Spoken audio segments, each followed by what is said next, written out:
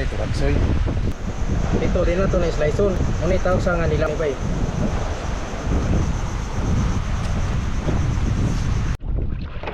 Yan ba ito sa mga kababayan, no? Grabe kadami, oh. Bitay-bitay.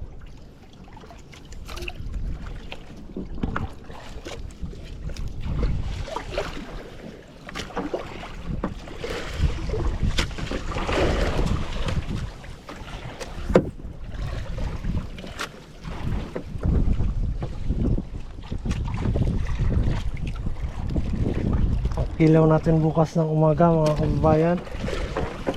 Grabe kasarap to.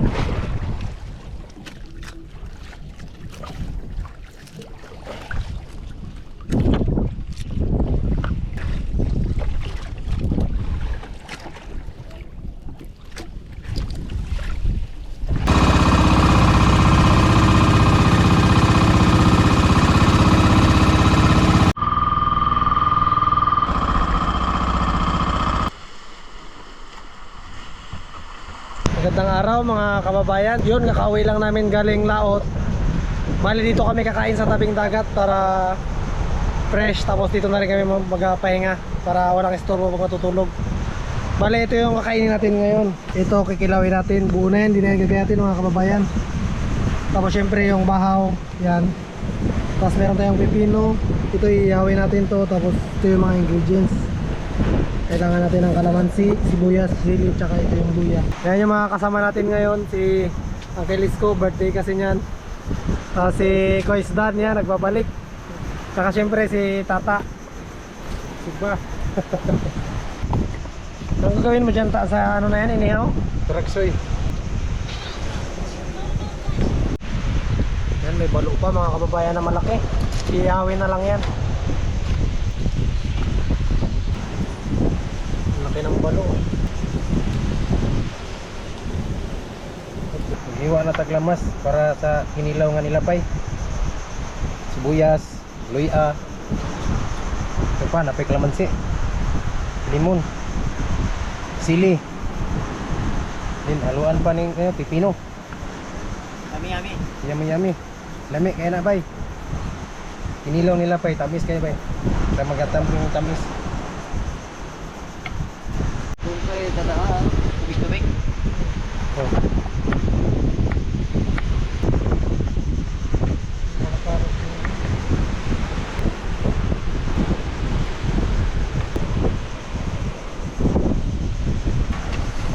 Ragsoy.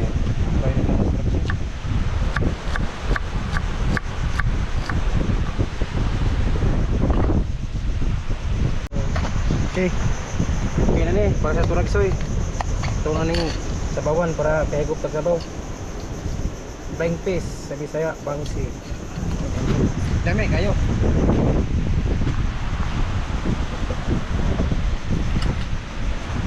Tanto tubig para makahigop tag sabaw. Ayos.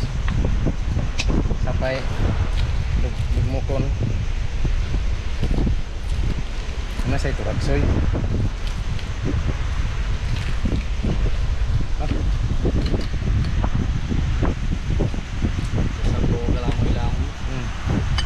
Singot mo na kaning higop sabaw. Ilawan. Tikman mo rin. Lami. Kalang. Yan na, tapos ko ano, nilapay. Lagyan natin ng pipino mga kababayan para masustan. Chop din natin ito ng madali para balance.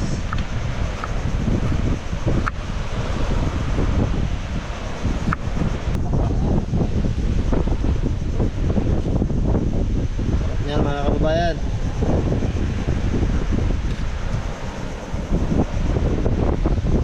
Kain na kababayan. Ito din na ito na sliceon. Ngunit tawag sa nga nilapay. Lamig kinabay, tamis kinabay. Sarap.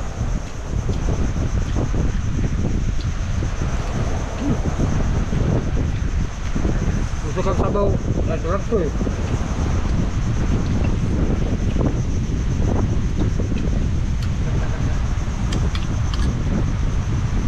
Dami.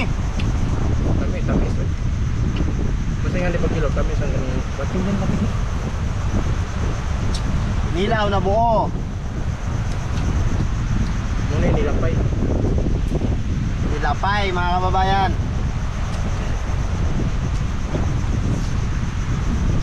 Ubus mo yung kulis yung masakit. Sinunod, sinawag.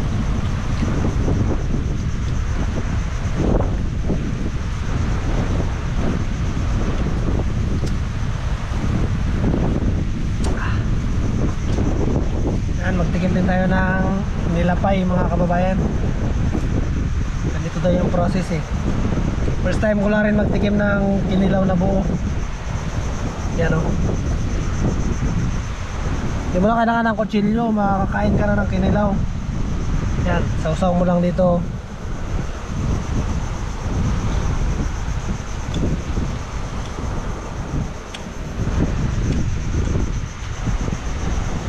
Ayos nga. Lasa mo talaga yung ano, yung manamis-namis, yung isda pag fresh. Grabe ka sarap. Nice. Namin ang kwan. Hmm? Sa lasa. Grabe yung lasa, grabe ka fresh. Baru sa lasa.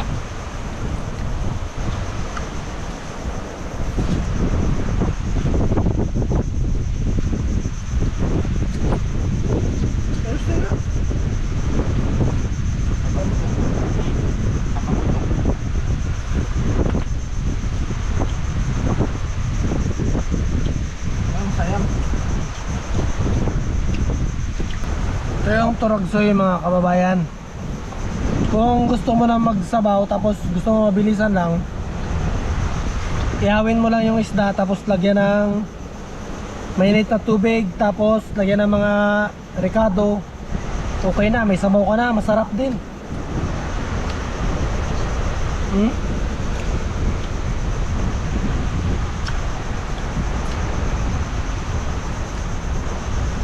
Yan yung turagsoy na sinasabi. I-try nyo to. The best.